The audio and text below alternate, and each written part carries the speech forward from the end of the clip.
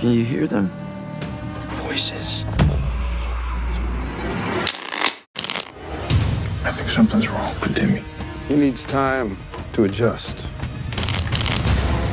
The people built the pet cemetery to protect them from evil. That's not Timmy.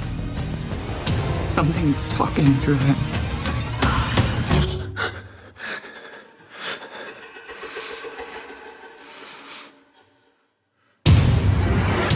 Hell, what have you done?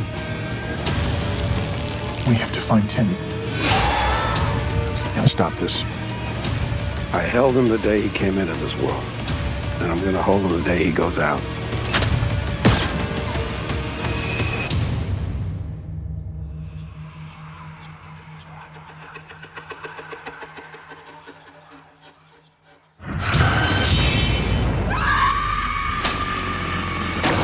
Believe me when I say,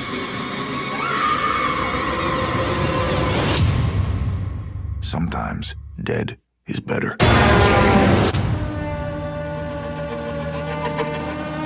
Welcome back to another movie review. I'm Dylan Gable, and today I'm talking about Pet Sematary Bloodlines.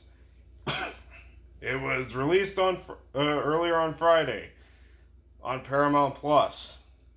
Yep, this isn't a theatrical release like every other Pet Sematary movie. Nope, this one was streaming. And, yeah, what's it about exactly? Well, it's a prequel to Pet Sematary, and it involves a young Judd who plans on leaving Ludlow. I think that's what it is.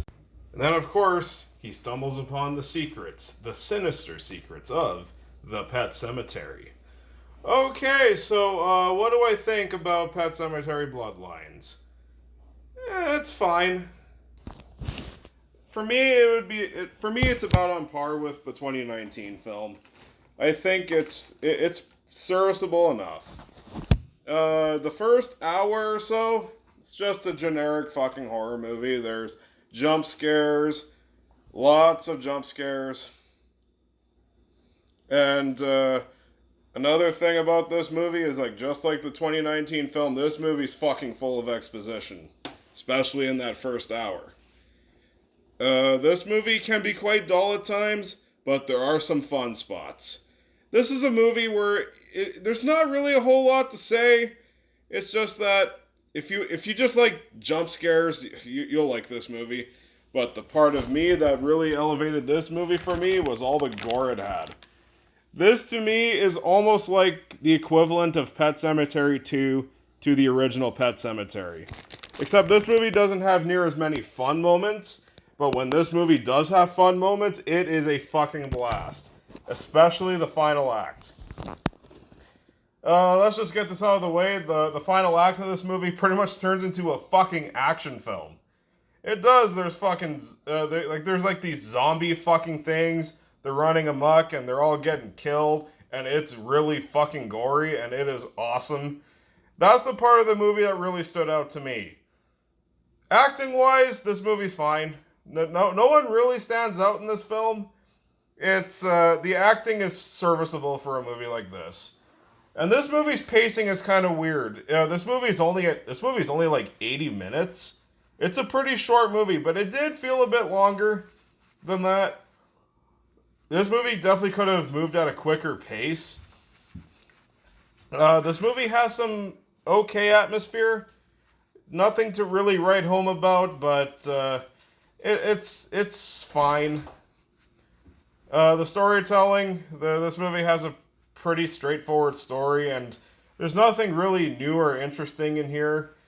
This is just a movie where it's just jump scares, exposition, and some pretty impressive gore.